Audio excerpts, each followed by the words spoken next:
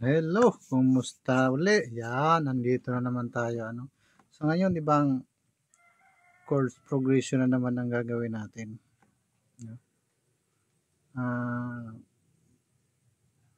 Tips ko pala, hindi lahat ng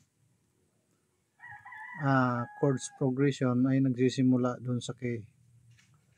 Itong gagawin ko, nasa K of A minor siya, pero hindi siya magsisimula dun sa A minor. Yan, pakinggan nyo.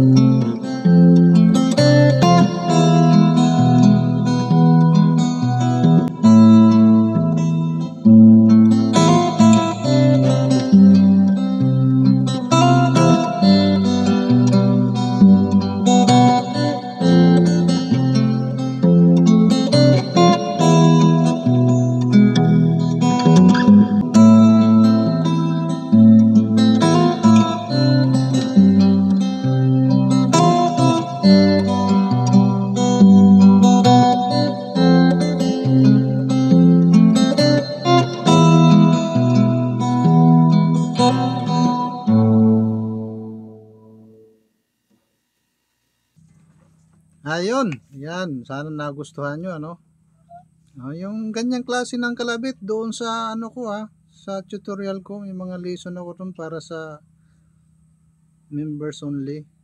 Yan, sali kayo doon para nakatulong na kayo sa akin, di makakuha rin kayo ng kaalaman doon. Yan. Maraming salamat at abangan nyo ulit yung mga ibang chords progression na ilalabas natin.